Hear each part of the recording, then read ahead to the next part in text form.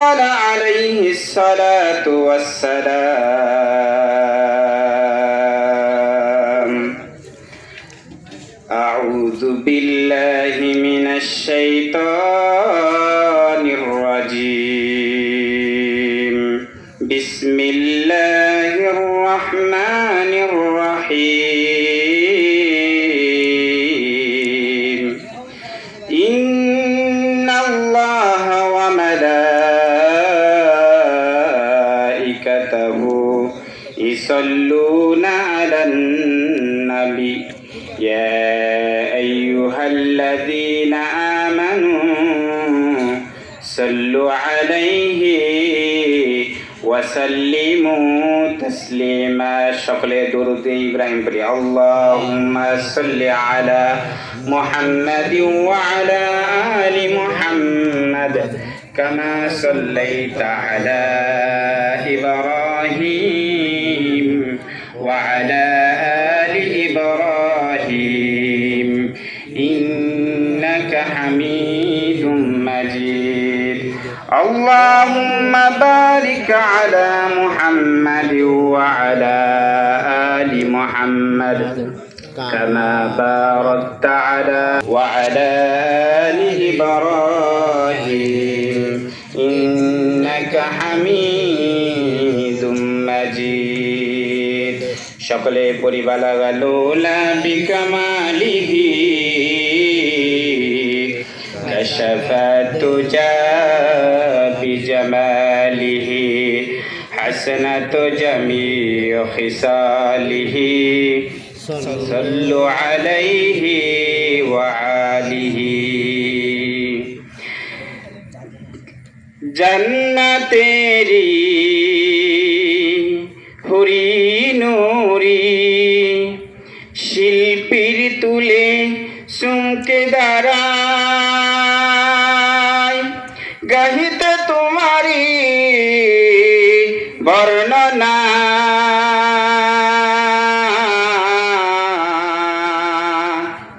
তুমি যে মোদের প্রিয় নবী গো তুমি তো মোদের মাওলানা সকলে মোহাম্মতের সাথে বলি বালাগালো লা বিকামালিহি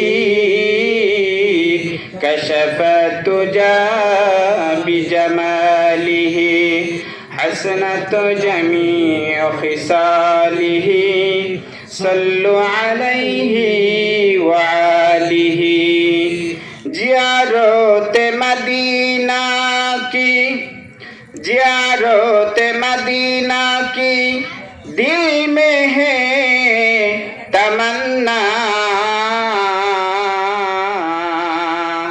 नहीं है मेरा पास सफर का समाना बलगनो लाबे कमालिही كشفت تجا بجماله حسنة جميع خصاله صلوا عليه وآله সকলে একটু জিকির করি লা ইলাহা ইল্লাল্লাহ লা ইলাহা ইল্লাল্লাহ সুবহানাল্লাহ ওয়ালহামদুলিল্লাহ লা ইলাহা ইল্লাল্লাহ জোরে লা ইলাহা ইল্লাল্লাহ জান্নাতেরি হুরি নূরি জান্নাতেরি হুরি নূরি ওই নামে সব মাতোয়ারা লা ইলাহা ইল্লাল্লাহ জোরে লা ইলাহা ইল্লাল্লাহ লা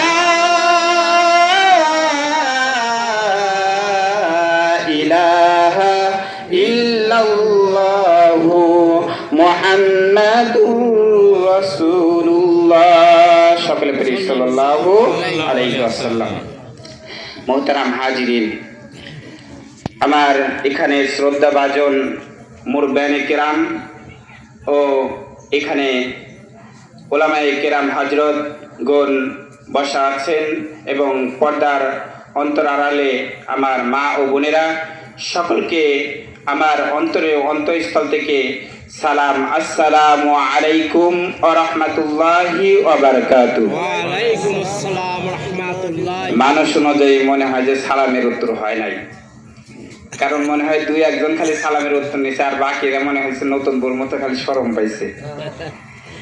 আপনারা সকলে খাবার খাইছেন তো এশারের পরে নাকি? কিন্তু সালামের আওয়াজ এত কম কেন? মমিন থাকবে, মমিনের সালামের স্পিড থাকবে ভালো, মোলাকাত থাকবে ভালো, শোনার সাথে সাথেই সেই উত্তর দিয়ে দেবে। আবারও সালাম দিচ্ছি, আসসালামু আলাইকুম ওয়া রাহমাতুল্লাহি ওয়া বারাকাতুহু। ওয়া আলাইকুম আসসালাম ওয়া রাহমাতুল্লাহ। এইবার বোঝা গেছে যে ঘুম থেকে জাগ্রত হয়েছে, ঠিক কি না? তো মোহতারাম হাজিরিন, আজকে আমার শ্রদ্ধাভাজন খালু মোহাম্মদ শাহ আলম সাহেবের বাড়ি আজকে এই ইসলাহি মাহফিল আয়োজন করেছে। আমাদের এই ইসলাহি মাহফিল থেকে আমাদের আগে ইসলাহ হওয়ার দরকার, ঠিক কিনা? ঠিক।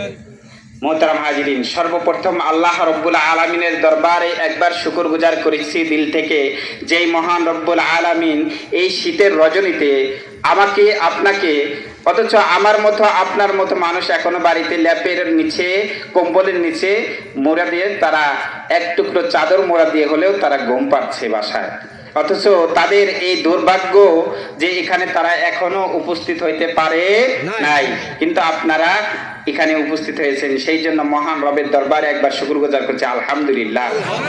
আর একবার শুকর আদায় করি যেই মহান রব্বুল আলামিন সরকারে দু আলম জনাবে হযরত মুহাম্মদ সকলে বলি সাল্লাল্লাহু আলাইহি ওয়াসাল্লামের উম্মত হিসাবে আমাদেরকে প্রেরণ করেছেন, কারণ অন্য অন্য নবীরাও আমার নবীর, আপনার নবীর উম্মত হওয়ার জন্য তারা আল্লাহর কাছে আবেদন করেছে, ঠিক কিনা?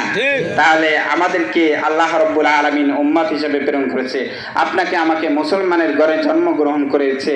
যদি আল্লাহ চাইতেন, কবি শেখ সাদী রহমাতুল্লাহি আলাইহি বলেন, প্রতিটা সন্তান মুসলমান হিসাবে জন্মগ্রহণ করে, মা বাবার কারণে তারা তাদের ফিতরতের উপরে জন্মগ্রহণ করে, কিন্তু মা বাবার কারণে তার মা বাবা যেই ধর্ম থাকে সেই ধর্ম অনুসারী হয়ে যায়। এর মধ্যে কি হিন্দু, খ্রিস্টান, বৌদ্ধ এরকম হয় কিনা? হয়। তাহলে আমাকে আপনাকে মুসলমান হিসাবে আমাদের মুসলমানের ঘরে জন্মগ্রহণ করেছি আমরা, সেই জন্য এটা সৌভাগ্য না দুর্ভাগ্য? সৌভাগ্য। এই জন্য মহান রবের দরবারে একবার শুকরগুজার করছি, আলহামদুলিল্লাহ। মোহতারাম হাজিরিন, আমি সেই জার্নি করে আমার মসজিদ থেকে নামাজ পড়ে তারপরে তাড়াহুড়া করে আসছি, আবার এখান থেকে মাগরিবের পরে সেই হুন্ডা জার্নি করে আসছি, যদিও মাথা ব্যথা করতেছে, কিন্তু আমার প্রিয় মানুষগুলো দেখে, আমাদের পরিচিত আমার নানা ভাইরা সবাই আছে এখানে, আত্মীয় স্বজন দেখে আমার আর একটু ভালো লাগতেছে। আমার পরিচয়টা দিয়ে নেই, আমার নাম হলো মুফতি আকরাম হোসেন সাদি, আমি প্রাণেশ্বর শিল্পী গোষ্ঠীর প্রতিষ্ঠাতা পরিচালক, আর আমাদের জনাব শাহ আলম সাহেব হলো আমার খালু। আমার নানার নাম হলো, আমার নানাকে সকলেই চেনেন, আমার মুরব্বী আলিফ বাতাসার মুরব্বী, তার নাম হলো হযরত মাওলানা মোহাম্মদ আবুল হোসেন পরামানিক সাহেব রহিমাহুল্লাহ। আল্লাহ রাব্বুল আলামিন তার মাকবারাকে জান্নাতুল ফিরদাউস নসিব করে, সকলে বলে আমিন। মোহতারাম হাজিরিন, আপনাদের সম্মুখে যেই আয়াত তিলাওয়াত করেছি, সূরা বাকারার 257 নম্বর আয়াত, আল্লাহু ওয়ালিয়ুল্লাযীনা আমানু ইখরিজুহুম মিনাজ যুলুমাতি ইলান নূর। আল্লাহ রাব্বুল আলামিন এখান থেকে বলেন, আল্লাহু ওয়ালিয়ুল্লাযীনা আমানু ইখরিজুহুম মিনাজ যুলুমাতি ইলান নূর। আল্লাহু আকবার। আল্লাহ রাব্বুল আলামিন এই আয়াতের মধ্যে মুমিন বান্দাদের অভিভাবক হয়ে গেলেন, মুমিন বান্দাদের অভিভাবক হওয়ার জন্য প্রতিশ্রুতি দিলেন এখানে। আবার যদি বলেন আল্লাহ রাব্বুল আলামিন যদি আমার আপনার অভিভাবক হয়ে যায়, তাহলে কি দুনিয়ার মধ্যে আর কিছু লাগে? না। আরো কিছু লাগে? না। আর কিচ্ছু লাগে না। আল্লাহ রাব্বুল আলামিন প্রতিশ্রুতি দিয়ে বলেন, আল্লাহু ওয়ালিয়ুল্লাযীনা আমানু, হে ইমানদাররা শুনে রাখো, আমি তোমাদের অভিভাবক হয়ে গেলাম। আমানু ইখরিজুহুম মিনাজ যুলুমাতি ইলান নূর, তোমাদেরকে আমি অন্ধকার থেকে আলোর পথ দেখায়া দেই। আচ্ছা বলেন, আলো উত্তম নাকি অন্ধকার উত্তম? আলো উত্তম। আল্লাহ রাব্বুল আলামিন মুমিন বান্দাদের হিদায়াতের রাস্তা দেখান।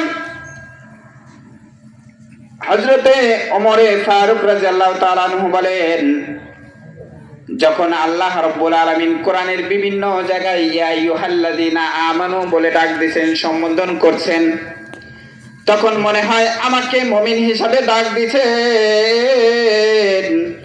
আবার যখন ইয়া আইয়ুহাল্লাযীনা মুনাফিকুন শব্দ ব্যবহার করছেন, কাফের শব্দ ব্যবহার করছেন, তখন মনে হয় আমাকে এই মুনাফিক হিসাবে ব্যবহার করছেন, আমাকে কাফির হিসাবে ব্যবহার করছেন। আমার নিজের ভয় হয়, বড় ভয় হয় গো। আমার মনে হয় আমি জাহান্নামী, আমার মনে হয় আবার আমি মুমিন। নিজেকে এভাবে মনে করতে হবে। এই যে আমার পূর্বে যে হযরত অনেক সুন্দর বয়ান করছেন নামাজের বিষয়, নামাজের বিষয় ইসলাহ করার জন্য। আচ্ছা বলেন তো দেখি, নেক কাজ, নেক কাজ কি বলেন তো দেখি? কেউ বলতে পারবেন নেক কাজ কি? নামাজ। নেক কাজ যদি বলি যে নামাজ, তাহলে যদি আরো বলি যে আরো কি? যদি বলেন রোজা, তাহলে যদি বললে আরো কি? তাহলে বলেন যদি যাকাত, যেভাবে যদি ওয়াজ, যদি প্রত্যেকটা আপনি বলেন যে নেক কাজ, ভালো কাজ, তাহলে আমি বলবো যে এই ভালো কাজ করলে আমরা যেটা আল্লাহ রাব্বুল আলামিন সুতরাং যেটা আদায় করতে বলছেন, তাহলে সেটা নির্দেশ, ঠিক না? যদি নির্দেশ হয়ে থাকে তাহলে সেটা আদায় করাই নেক কাজ। আর আমরা যেটা নির্দেশ করেছে আবার নিষেধও করেছে, তাহলে সেটাও কি নেক কাজ হবে না? তাহলে নেক কাজ কোনটা? যেটা আল্লাহ রাব্বুল আলামিনের পক্ষ থেকে নির্ধারিত, যেটা নির্দেশ দিয়েছে, সেটাই হলো নেক কাজ। আবার যেটা মানতে নিষেধ, যেটা বলছে নিষেধ করেছেন, আর সেটাও হলো নেক কাজ। তাহলে আল্লাহ রাব্বুল আলামিনের কথা যেটা মানবো সেটাও সওয়াব, আবার যেটা না করছে সেখানে মানবো না, তাহলে সেটাও সওয়াব, ঠিক না? আল্লাহ রাব্বুল আলামিন কেমন অভিভাবক হলেন? যেমনি ভাবে মা তার সন্তানের অভিভাবক হয়ে যান। কিভাবে দেখেন, একটা মায়ের যদি 5 জন সন্তান থাকে, কয়জন? 5 জন। এই 5 জন সন্তানের মধ্যে কি 5 জন সমান হয় নাকি এদিক সেদিক হয়? এদিক সেদিক হয়। একটা দুষ্ট প্রকৃতির হয়, একটা ভালো মানুষ হয়, আবার একটা অবাধ্য সন্তান হয়, আর প্রায়ই বাধ্য সন্তান হয়। আবার যদি সবগুলোই বাধ্য সন্তান হয়, এর মধ্যে যদি একটা অবাধ্য সন্তান হয়, তাহলে ওই মা বাবা প্রত্যেকটা সন্তানকে যদি ওই সন্তান স্বীকার করে, কিন্তু অবাধ্য সন্তানকে কেমন যেন নিজের সন্তান বলেই সে স্বীকার করতে চায় না, ঠিক না? তাই একজন মা তার সন্তানের দিকে, প্রত্যেকটা সন্তানকে যেভাবে যদি বাধ্য হয় মা বাবা তাকে আদর করে, আর যদি অবাধ্য হয় তাকে বেয়াদব মনে করে, তাকে সন্তান বলে পরিচয় দিতেই লজ্জাবোধ করে, ঠিক না? কারণ একটা সন্তান যদি অবাধ্য হয়ে যায়, এই মা এই বাবা যখন একটা কথা বলে তার কথা শোনে না, তার কথা শোনার কারণে সেই মা কেমন যেন চোখের পানি ঝারঝার করে ফেলে দিয়ে বলে, গো এই যেন আমার সন্তান না, আমি আরে পেটে রাখি নাই। আচ্ছা বলেন, দুনিয়ার মধ্যে সবচেয়ে থেকে মহব্বত করে কে? মা। আল্লাহর পরে, রাসূলের পরে কে মহব্বত করে? মা। সেই মাও কেমন যেন যদি অবাধ্য সন্তান হয়, তাহলে সেই অবাধ্য সন্তানকে কখনো সে সন্তান বলেই স্বীকার করতে চায় না, ঠিক না? আল্লাহ রাসূল বলেন যে রিদাল রাব্বি ফি রিদাল ওয়ালিদি, পিতা মাতার সন্তুষ্টিতে আমি আল্লাহ রাব্বুল আলামিনও সন্তুষ্টি হয়ে যায়, বলেন না সুবহানাল্লাহ। তাহলে এই মা বাবার যদি অবাধ্য সন্তান হয়, আর যদি পক্ষান্তরে বাধ্য সন্তান হয়, বাধ্য সন্তান হওয়ার কারণে ওই মা কেমন যেন, ওই বাবা যদি বাধ্য হয় তাহলে ওই সন্তান যা চায় তাই পায়, ঠিক না? আর যদি অবাধ্য হয়ে যায়, অবাধ্য হওয়ার কারণে সেই মা বাবা কেমন যেন সন্তানকে সন্তান বলে অস্বীকৃতি জানায়, আর মানুষদেরকে বলে, যদি বলে তোমার ছেলে এরকম অন্যায় করছে, করছে, আপনার ছেলে এরকম অন্যায় করছে, তখন বলে ও আমার সন্তান না, ওকে যা মন চায় তাই করে দেন গা, ঠিক না? দেখেন, একটা মা তার গর্ভে ধারণ করার পরেও এই সন্তান যখন অবাধ্য হয়ে যায়, তখন এই মা তার সন্তানকে সন্তান বলে স্বীকৃতি দিতেও লজ্জাবোধ করে। দেখেন, এই সন্তান তারপরেও মা কেমন যেন মায়া করে দয়া করে আবার যখন আসে, অবলা অবস্থায় দুপুরে না খেয়ে